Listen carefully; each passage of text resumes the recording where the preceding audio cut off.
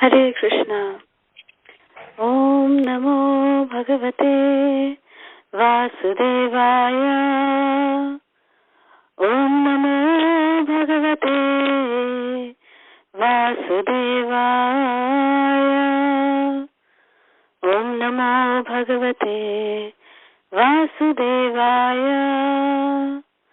Narayanam Namaskrityam Naram Chaiva Narottamam Devim Saraswatim Vyasam Tato Jayamudiraye Nashtaprayeshu Bhadreshu Nityam Bhagavata Sevaya Bhagavati Uttama Shloke Bhaktir Bhavati Naishtaki Krishnaya Vasudevaya Devaki Nandanaya Cha Nandagopakumaraya Govindaya Namo Namaha Nama Pankajanabhaya Nama Pankajamaline Nama Pankajanetraya Namaste Pankajangraye. Hare Krishna, Krishna Krishna, Hare Hare, Hare Rama, Rama Rama, Hare Hare. Namam Vishnupadaya Krishna Prishtaya Bhutale Srimate Radhanath Swaminiti Namine Namam Vishnupadaya Krishna Prishtaya Bhutale Srimate Jaya Pataka Swaminiti Namine Namacharya Padaya Nitai Kripa Pradayine Gaura Katha Dhamadaya Nagara Grama Tarine Namam Vishnupadaya Krishna Prishtaya Bhutale Srimate Bhakti Vedanta Swaminiti Namine Namaste Saraswati Deve Gauravani Pracharine Nirvishesha Shunyavadi Paschatya Deshatarine Jaya Shri Krishna Chaitanya Prabhu Nityananda Shri Advaita Gadadhar Shivasati Gaura Bhakta Vrinda Hare Krishna Krishna Krishna Hare Hare Hare Rama Rama Rama Hare Hare. Jai Shri Vrindavan Dham Ki Jai, Shri Brajamandal Parikrama Ki Jai. So we are currently on day 23 of the Brajamandal Parikrama. We have covered up till Akshayvat. And we are going to continue from Akshayvat to go to Tapovan and finally take darshan of Katyayani Devi Mandir and end at Chirghat.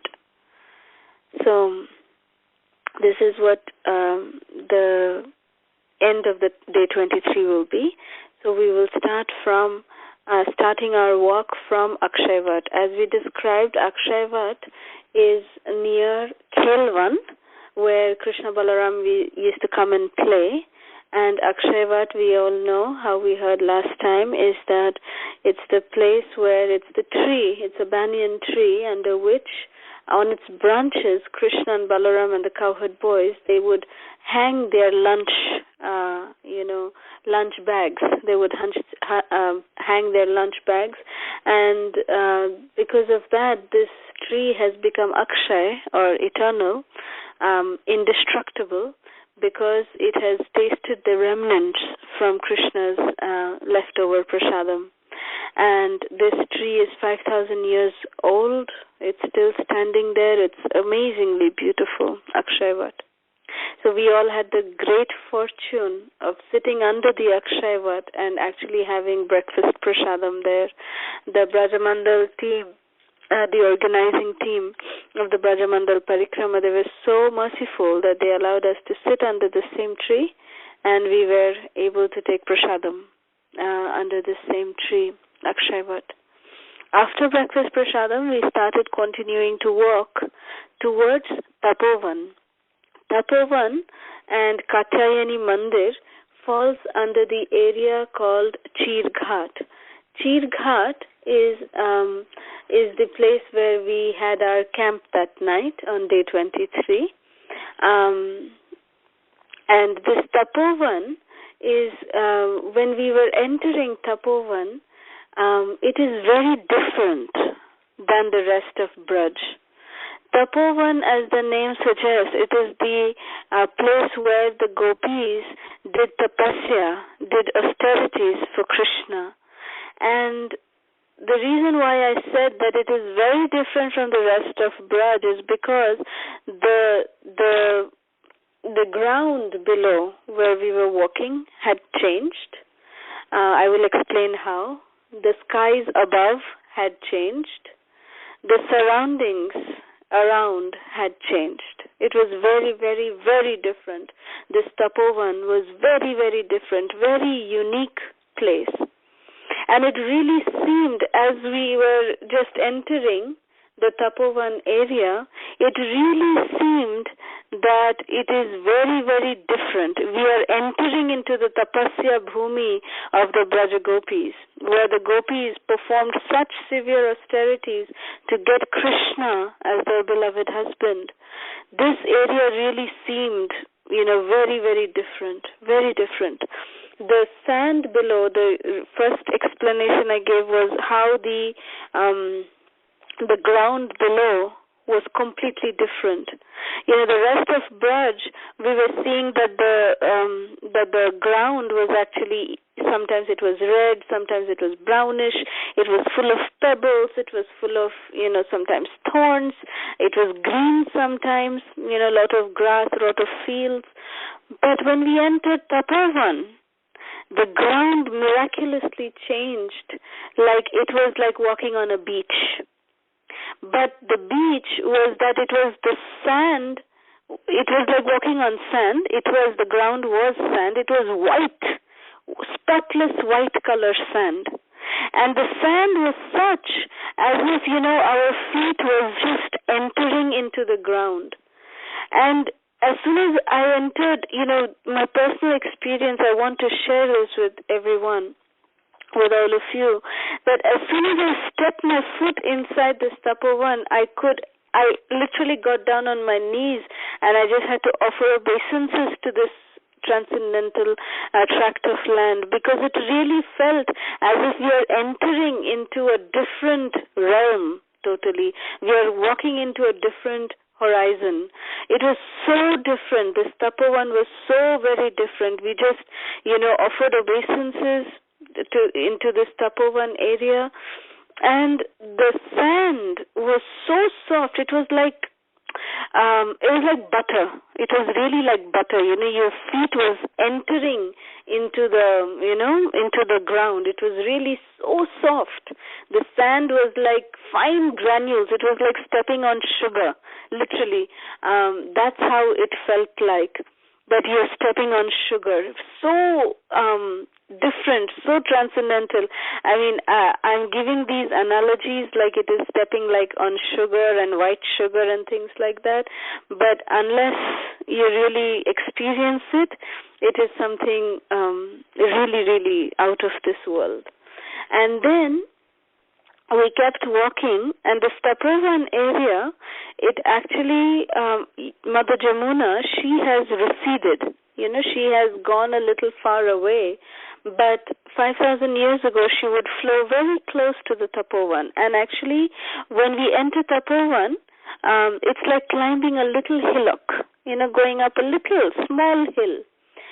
And at the top of the hill, when we were walking up, the walk was so transcendental, it was so blissful.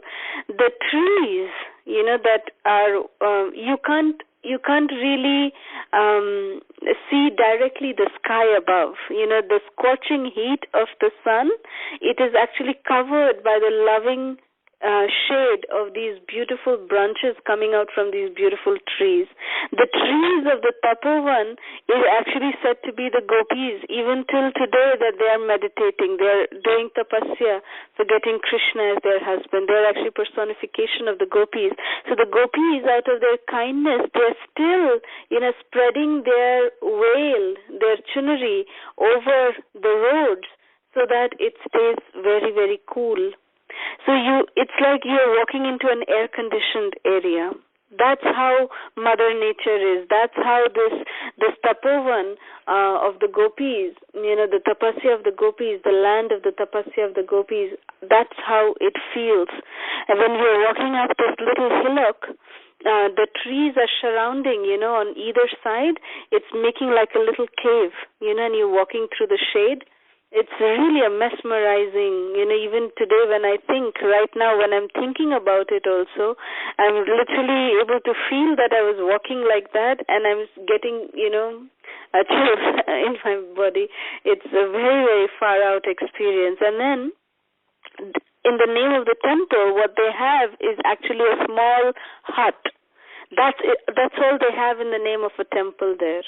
There's one single pujari who comes from a distant village to worship the deities here, and it is said that there's a very beautiful flower which is called the tapo flower. It is called the tapo flower, means the austere flower. It is white in color, and it has a fragrance that can really be so enchanting, and it grows only in this particular tract of land of Brajabhumi, and it is called the tapo flower. It is white and big. It almost looks like you can say like how a jasmine would look, but multiply the jasmine in size at least 100 times. That's how big the flower is. Not really small, but really big. And the fragrance is, it's very, very sweet fragrance. And Radha and Krishna are very small deities, are worshipped here in this tapovan, in that little hut, that thatched hut. And when we went to take darshan, the pujari was standing inside, and he had the only flowers that are actually used for worship for this Radha Krishna deity is this tapo flower, this white color flower. And it blooms 12 months of the year, and at least one flower will come every single day for the worship of Radha and Krishna. It's a miracle. And the pujari was very, very kind that he gave us one flower, and I was very, very fortunate to hold that flower. I have that with me till today. It's a very, very beautiful flower that we received from this pujari as a mahaprasad from the deities, Radha and Krishna deities. And when we were walking down that little hill and leaving Tapovan and going towards Chir Ghat, the walk was actually on the banks of the Yamuna. It's a beautiful walk, almost like a 4 kilometers walk to Chir Ghat. And the entire walk is so pleasant, from Tapovan going towards Chir Ghat. It's a very, very pleasant walk on the banks of the Yamuna, and the sandy, like the beach kind of walk. Very different from the rest of Braj. You will not find this kind of walk anywhere else in Vrindavan except for in Tapovan and on the way walk to Chir Ghat. So, very, very special Tapovan. It is explained that in Tapovan, and the gopis used to perform the severe austerities, to receive Krishna as their beloved husband. So every, in the month of the Kartik and the Katyayani Vrata month, which is November and December, the month after Kartik, the gopis would wake up very early in the morning, and that month is supposed to be the coldest month in Vrindavan. That is supposed to be the coldest month in Vrindavan. The month comes after Kartik. It's called Agrahayan month, and that month is supposed to be the coldest month, and the gopis would wake up very, very early in the morning before sunrise, 2 hours before sunrise, and they would come to this particular place, and they would take bath in the ice-chilled waters of the Jamuna. They would take bath, and then they would worship Katyayani Devi to get Krishna as their husband. So, and then the rest of the morning they would actually spend in this Tapovan area singing the glories of Krishna, so that, Krishna would become pleased by their austerities and would accept them as his wife. So in this way, the gopis, for months long, they would perform their tapasya to get Krishna as their husband. And in Chir Ghat, there's this beautiful temple. By the time we arrived, there is a very, very beautiful temple of Katyayani Devi. Actually, the gopis personally carved the deity of Katyayani Devi that they would worship. And today, actually, if you go to that temple, they've got a very beautiful temple constructed there. The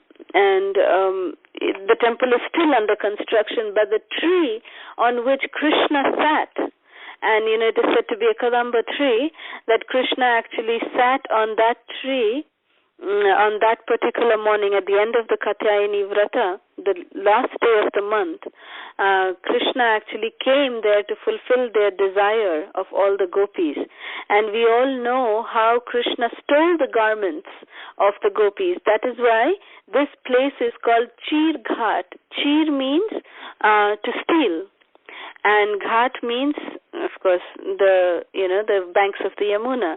So Krishna came to steal the garments of the gopis in this particular area, and that is why this place is called as Chir Ghat. Now, there's a very special pastime that happened in Chir Ghat, apart from the pastime that we all know, that how Krishna stole the garments of the gopis, and thus he asked the gopis to come one by one and collect the garments from him, and thus fulfilling each and every one of their desire to have Krishna as their husband, because a girl can be completely unclothed only in front of her husband. So in this way, Krishna actually fulfilled each and every one of their desire to get Krishna as their husband. But there was a very beautiful Leela that was revealed to us by His Holiness Radharaman Maharaj, which I will share with all of you. And it was a very revealing, very, very sweet pastime. So this is how it goes, that the day that Krishna decided that he is going to fulfill the desire of the gopis, Krishna, it is said that he actually left very early in the morning. Because as I was explaining that the gopis would actually come very early in the morning to take bath. So because they didn't want anybody to see or know that the gopis were, taking bath unclothed in the waters of the Yamuna. So they would be very careful to protect their chastity. So they would, almost 2-3 hours before sunrise, they would come to the Jamuna to take bath here at near Tapovan. And Krishna, he knew that, the gopis were doing this austerity. And on the last day, Krishna actually told Balaram that, Balaram, I am going to go to fulfill the desire of the gopis. So that day, Krishna actually slipped out almost in the middle of the night, so that Krishna could reach the Tapovan area before the gopis could reach. So he reached over there and he sat down on the branches of this Kadamba tree, and he was waiting for the gopis to come. And then when the gopis came, they all took off their clothes and they entered into the waters of the Jamuna. And when Krishna saw that the gopis were all inside the waters of the Jamuna, Krishna came down the tree and he picked up all the garments of the gopis and he took them up with him, and he sat on the branch of that tree and he started playing his flute. As soon as the gopis heard Krishna's flute, they knew that Kanha was here. And immediately they were saying, oh, Kanha, where are you? Where are you? They first thought that they were imagining, but then each and every gopi heard the transcendental, flute of Krishna's beautiful, flute sounding. And they said, Krishna, where are you? Please come and appear in front of our eyes. And then Krishna, he spoke. He said, my dear gopis, if you want to see me, come out of the water one by one and come and take your clothes from me. So like this, Krishna then fulfilled each and every one of their desires. The gopi came out, each one by one, they took their clothes, and then Krishna thus fulfilled their desire that, they wanted to have Krishna as their husband. And also Krishna instructed the gopis that from future, in the future that they should not take bath completely unclothed, because it is an offense to Varun Dev, who is the presiding deity of the waters, and also to Mother Jamuna, that if the young girls should not take bath completely unclothed. So the gopis were instructed thus by Krishna, which they followed very properly. They followed that, and then Krishna, after enjoying his leela with the gopis, he actually came near to join the cowherd boyfriends, where they had already come to the forest to graze the cows. So Balaram and the Sakhas, they were all there, and Krishna came and joined them. So by this time, when Krishna came and joined them, it was already mid-morning by this time. And we all know that when Krishna would leave actually from the from the village of Gokul every morning, Mother Jashoda would feed him very nicely, feed him to his full satisfaction in the morning. So that particular day, Krishna, because he had left so early, he hadn't eaten anything. And Balaram told Mother Jashoda that, don't worry, Maya, I will make sure that Kanha has eaten something. So being assured by, Balaram, Mother Yashoda was also very satisfied that, yes, Balaram will take care of Kanha. So when Kanha came to, the place where Balaram and all the Sakhas were grazing the cows and the calves in the forest of Vrindavan, when he came over there, it is explained that when Balaram offered him something to eat, Krishna said, no, I don't want. Balaram was offering him some, bajra ka roti and some chach, all of this. This is what they pack, and they would bring that. Bajra ka roti is rotis made out of bajra, and he would eat it with some jaggery, and they would drink some buttermilk. So this is what Krishna and Balaram and all the Sakhas, they would eat, as their snack during the day. And when Balaram offered this to Krishna, Krishna refused to eat. And then Balaram said, but why? Why are you not eating? And Krishna said, no, thou, today I don't want to eat any of this, what Maya has given, I don't want to eat that. So then Balaram said, but Kanha, you must be so hungry. Why don't you eat? Look at the trees of Braj. They're always ready to serve you. And they're always heavily laden with such tasty fruits. So let me get you some fruits at least. Eat some fruits. So Kanha said, no, thou, I can't eat even fruits that Braj is offering to me today. And the reason that our acharyas explain, which Srila Radharaman Maharaj very beautifully explained to us, he revealed the reason why Krishna was not feeling like eating anything that Mother Jashoda had given, nor anything that the land of Vrindavan was offering, like fruits. Why did Krishna not eat? Because our acharyas explained that Krishna was actually not blaming, but he was feeling guilty that what he had done to the gopis was still an immoral act, in the sense that, he had seen young unmarried girls without any clothes. He being a young boy, he had violated their chastity. So, of course, in the ultimate sense, we know, in the absolute sense, we know that Krishna is the Supreme Personality of Godhead. He is the Param Purush Bhagavan, and he is the Purusha, that the gopis actually belong to Krishna in that sense. So there was no way that Krishna should actually feel guilty, but to set a precedence, to set a standard, Krishna was displaying and manifesting this Leela, and he said that as a prayashchitta, as an atonement, that day he would not eat the food that his mother had given, nor would he honor the fruits that the land of Braj was ready to offer as an atonement for what he had done. So just to set an example that how, a decent gentleman would actually conduct himself. But at the same time, then Krishna remembered, and Krishna thought that there were the Brahmana Patnis, the Dvija Patnis, who had this ardent desire to serve Krishna. So that day, Krishna actually had the desire of accepting some bhat, some rice. So therefore, Krishna and Balaram, knowing this mood of Krishna, he actually arranged that the Gopas, the cowherd boys, would go to this Brahmanas who were performing this sacrifice, and they went and asked the Brahmanas first that, please, can you give some rice for our friend? He is very hungry. Can you please give something? So then the Brahmana said, no, it is not yet being offered. Everything has to be first offered to Vishnu. Then only we can give you. So no, we can't give you anything. So the boys came back rejected.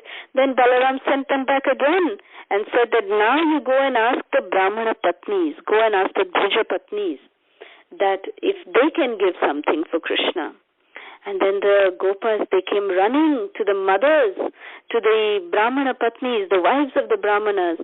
And when the mothers heard that Krishna and Balaram were hungry, the heart of the mothers immediately melted. And they came running to Krishna and Balaram with all the prasadam that they had, with different kinds of preparations of different varieties of rice and different other preparations. Krishna was, greeted by the Dvija Patnis. They came running to Krishna and Balaram. And this pastime took place near the first forest that we had visited on day one.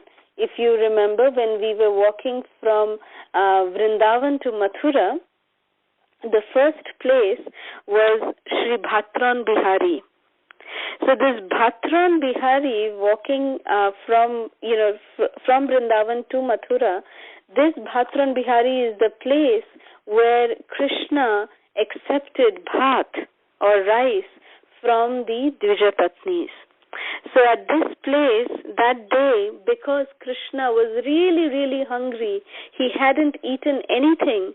So this pastime also happened on this same day that Krishna stole the garments of the gopis. He accepted rice from the Dvija Patnis on the same day. These two pastimes happened on the same day, which was a very sweet pastime which was revealed to us by His Holiness Srila Radharaman Maharaj. And so in Chirghat, this particular pastime, we all know how it took place, that Krishna finally fulfilled the desire of the gopis. And the gopis, when they would chant in front of Katyayani Devi, they would perform such rigorous austerities in front of Katyayani Devi. They would chant one mantra to please Katyayani Devi, to glorify Katyayani Devi. And the mantra was, Katyayani Mahamaye Mahayogini Adhishwari Nandagopa Sutam Devi Patim Me Kurute Namaha. This particular verse appears in the Srimad Bhagavatam in 10th canto, where it is explained about the worship of the gopis, and the translation is that Katyayani Mahamaye means, hey Katyayani Devi, the gopis are praying that, hey Katyayani Devi, hey Mahamaye, you are Mahayogini Adhishwari. Mahayogini means you're the greatest of all, people who perform tapasya, because as Parvati Devi, as Katyayani Devi, you perform severe austerities to get Lord Shiva as your husband. We all know how Parvati Devi performed such austerities to get Lord Shiva as her husband. So the gopis are glorifying Parvati Devi, Durga Devi, by saying that you are Mahamaya, you are Mahamaya. Durga Devi is Mahamaya. And you're Mahayogini, you're the greatest tapasvi, you're Adhishwari. Adhishwari means that you are the presiding deity of this mundane world. You are the, the presiding deity of this mundane world, Adhishwari. And what is our plea? What is our prayer? Oh, my dear Mahayogini Adhishwari, what is our prayer? Our prayer is that Nanda Gopa Sutam Devi. Oh, Devi, oh, Mother, please make that, the Gopa who is the Suta of Nanda. Nanda Gopa Sutam Devi. Nanda Gopa Suta means the son of the Gopa named Nanda Maharaj. Tatam me kurute namaha. Make him our husband. We beg you that please make the son of Maharaj Nanda, that beautiful cowherd boy Krishna, make him our husband. And namaha, we offer our obeisances to you, O Katyayani Devi. Please fulfill our desires. So it is explained by our acharyas that when we visit Chir Ghat, we must also offer our obeisances to Katyayani Devi by chanting this particular mantra. Katyayani Mahamaye Mahayogini Adhishwari Nanda Gopa Sutam Devi Patim me kurute namaha. So this is how we offer our obeisances to Katyayani Devi, and that night we were so fortunate that we were able to stay in the village of Chir Ghat. So in Chir Ghat, we camped that night on day 23, and then from Chir Ghat, we continued on to go to Bhandirwan on day 24. From Chir Ghat to Bhandirwan is almost a 14 to 15 kilometers of a walk. The first place from Chir Ghat, we actually did the walk from Chir Ghat to the first place that day while going to Bhandirwan is first place that we come upon is Nanda Ghat. Nanda Ghat is the place where we actually literally cross the river Yamuna on boats. The parikrama crosses the river Yamuna on a boat, and the walk from Chir Ghat to Nanda Ghat is a very beautiful walk. We were walking through forests of fields, and we were seeing how, the new crops were coming up. It was a very beautiful sight, the walk from Chir Ghat to Nanda Ghat. A very, very beautiful walk. And we came to Nanda Ghat. Nanda Ghat is the place where Nanda Baba was actually taken inside by Varun Dev. We all know this pastime, that how Nanda Baba would actually perform great tapasya himself, that he would actually, every Ekadashi, after every Ekadashi, on the day of Dwadashi, he would actually go into the Yamuna. He would come to this particular ghat, Nanda Ghat, and he would take bath in the waters of the Yamuna, and then he would come out and he would break his fast of Ekadashi and all that. But that particular day, it is explained that Nanda Baba, when he went to take bath at Nanda Ghat, he was arrested by Varuna's servants. And when he was brought inside in front of Varuna, and they accused him actually of taking bath at the Yamuna at a wrong time.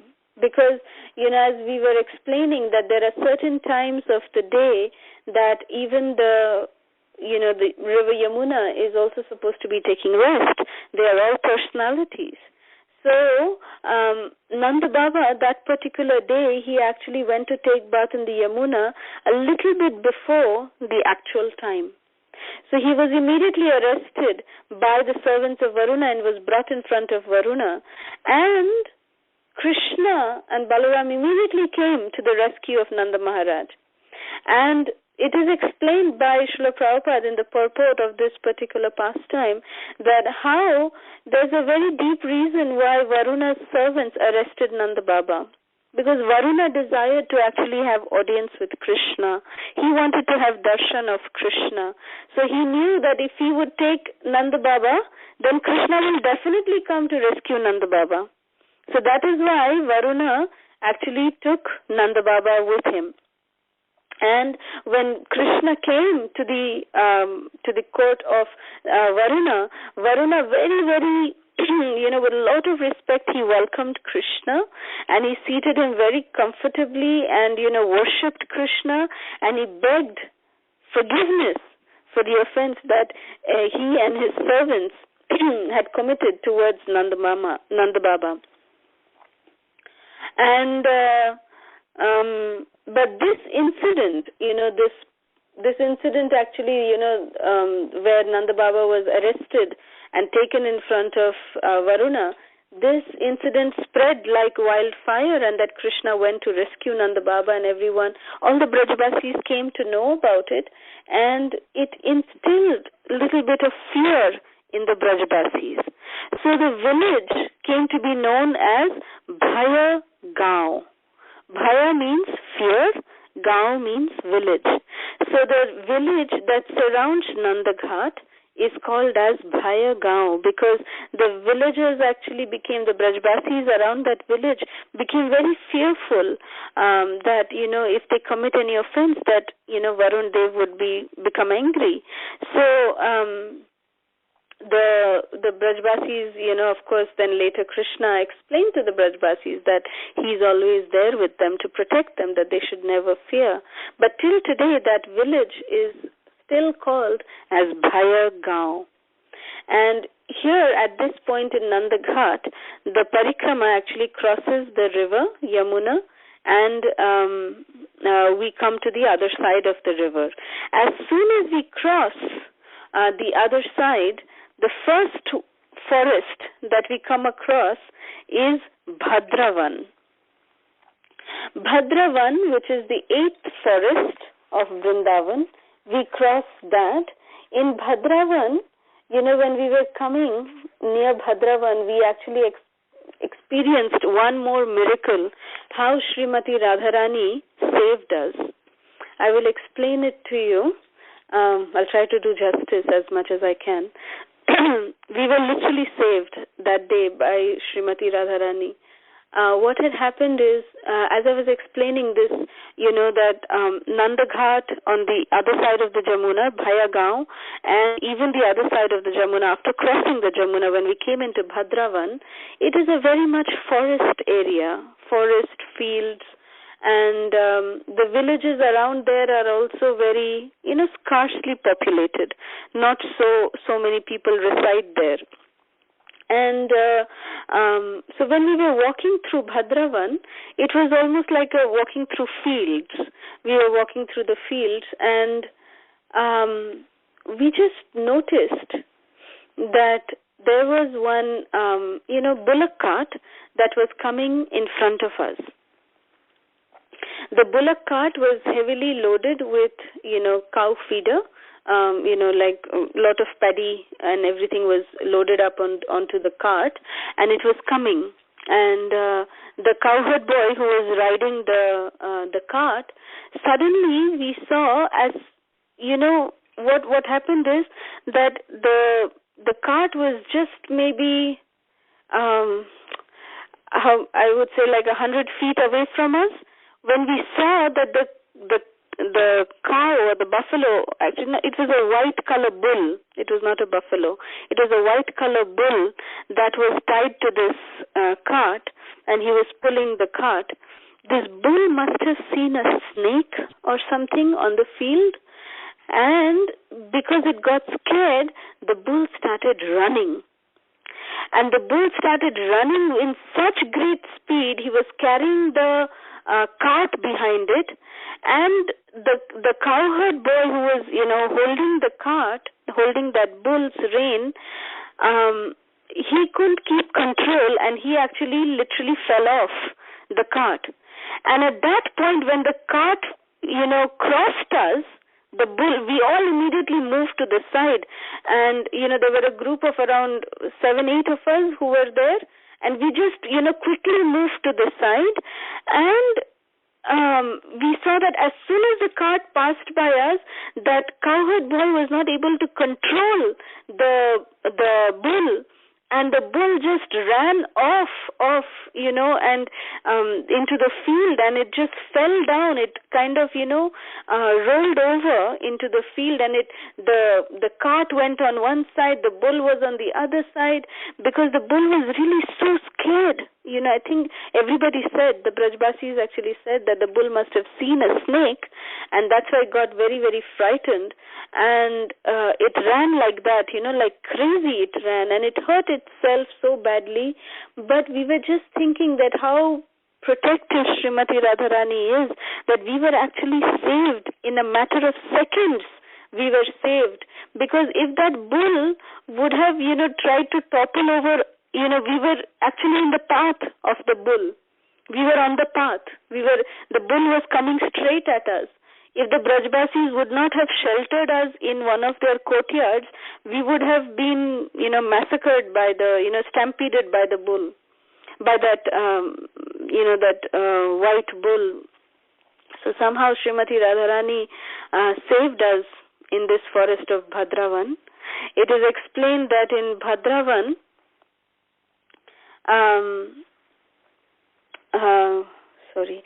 so Bhadravan, it is explained that this forest is something very, very, very, very pleasant forest. It is almost on the main road today. But Bhadravan, it is explained that, Vatsasura, the demon Vatsasura, who had was sent by Kamsa, he had disguised himself as a calf, Vatsa. That's why he's called as Vatsasura. He was killed in this particular forest of Vrindavan, which is Bhadravan. So Krishna had killed Vatsasura here in Bhadravan, and we crossed that particular forest. Maybe that's why we saw that bull over there, but it was very significant. That seeing that bull and, the pastime of Bhadravan, that Krishna actually killed a calf demon here. Somehow, we could join the dots. But anyways, we crossed Bhadravan, and then we were entering Bhandirvan. Bhandirvan is the 9th forest of Vrindavan. Bhandirvan, it is explained that Pralambasura was killed by Lord Balaram here. Pralambasura, we all know how he disguised himself as one of the Gopas, and he came and when Krishna Balaram were playing, he disguised himself as a cowherd boy, and he, carried Balaram on his shoulder, and he was running away because he wanted to kill Krishna Balaram. And Balaram was nicely having a ride, on Pralambasura's shoulder, and he made himself very, very, very, very heavy. And Pralambasura could actually not control the weight of Balaram anymore on him, and he manifested his demoniac person, and he was immediately killed by Lord Balaram. So Bhandirvan actually is one of the very, very special forests, because in Bhandirvan there are a lot of pastimes that took place. Actually, in this forest, in Bhandirvan, there's a very, very beautiful banyan tree. And under this banyan tree, it is called the Bhandira Vat. Actually, Vat means banyan tree, and Bhandira Vat. In this Bhandira Vat, below this tree, under this tree, there are beautiful, like Bedi. It is called, like, it is now, you can see that they have made it in marble and everything. So, but this is the place, under this tree, Krishna married Srimati Radharani. It is explained, and Brahma was the priest. Brahma himself presided over the wedding of Srimati Radharani and Krishna. And here it is near this Bhandira Vat, there is a beautiful temple of Sri Sri Radha Ananda Bihari Ji. Ananda Bihari means as soon as they got married, Krishna, and Radharani came and rested at particular place near this temple of Sri Sri Ananda Bihari Ji, and we can see that, as the name suggests, Ananda Bihari, Krishna is actually very, very happy. The deities are very beautiful. in this particular temple. And this temple is very, very beautiful, you know. In the deities, they are made of Ashtadhatu. Very chubby deities of Radha and Krishna. And Krishna is actually dancing. He's in a dancing pose because he's so happy having married Srimati Radharani. And here they give out the sindoor of Srimati Radharani to all the visitors. And it was amazing. Very, very beautiful darshan of Shri Shri Radha Anand Bihari Ji. And another very beautiful place is there in Bhandirvan, which is called as Vamsivat. Now, Vamsivat is a transcendental place. Again, Krishna Chaitanya, excuse me. Vamsivat, it is near Bhandirvan, maybe around half a kilometer from Bhandirvan. So we were actually camping that night. We camped at Bhandirvan, and we walked to Vamsivat in the evening, less than a kilometer away. And in this Vamsivat, Radharaman Maharaj explained to us that this is the tree under which Krishna would stand and he would play on his flute. So it is explained that when Krishna would play on his flute, the Devatas would, and the Gandharvas and the Kinnaras, they would all come with musical accompaniments and, accompany Krishna with his transcendental flute. So someone would play the mridanga, someone would play the kartals. Like this, they would all accompany Krishna in this particular place called Vamsivat. And in Vamsivat, there's a beautiful deity of Radha and Krishna, and also there's a very beautiful deity of Krishna and Sudama. There's a very beautiful pastime here that Sudama was actually told by Krishna that Sudama, you stay here. Sridama, not Sudama, but Sridam. Sridam was told by Krishna that Sridam, you stay here. I promise I will come back. So Sridam is waiting till today for Krishna to return. So, Sridam, that's why this is the only place in the entire Braj that we find the deity of Sridam, who is the younger brother of Srimati Radharani. So Sridam is there worshipped in this temple next to Krishna, that he is waiting, waiting for Krishna to fulfill his promise that he would come back, he would return to Braj. So Sridama is still there. And so very, very, the entire ambience of this place is really beautiful. So Srila Radharaman Maharaj actually told us when we were going to this place, he said that put your ear to the branch of this tree. There are, if any of you've seen banyan trees, it has many, many, many, many branches. The branches come down and they form a root in itself. They come down to the ground, and then again another tree comes up like that. So that's how banyan trees are. So Maharaj said that put your ear into the trunk of the tree, into the branches of the tree, and you will hear the sound of Krishna's flute, you will hear the sound of karatals, and you will hear the sound of mridanga, Maharaj told us. So we were thinking that whether we will be able to hear or not, whether we'll be able to hear or not, whether we are fortunate enough or not. And by the time we reached there, many devotees were leaving. And so there was very, very few devotees by the time we reached there.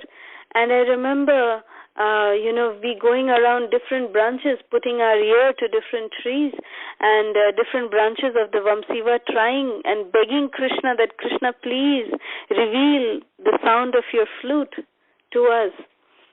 And by Krishna's mercy, by the mercy and the faith that we had in the words of Radharaman Maharaj, we were able to hear.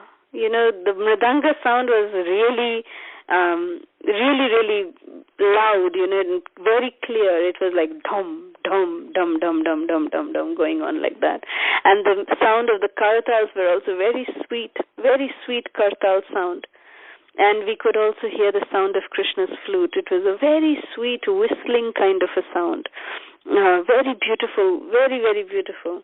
But it is very fortunate that, anybody who goes to Vamsivat will be able to hear. If we just have a little bit of faith in the words of our acharyas, then we'll be blessed to hear the sound vibrations of Krishna's flute and the sounds of the mridanga and the kartals. So this is the glory of Vamsivat. And from Vamsivat, we will continue, from Bhandirvan to go to Manasarovar, which we will continue on next time from day 25.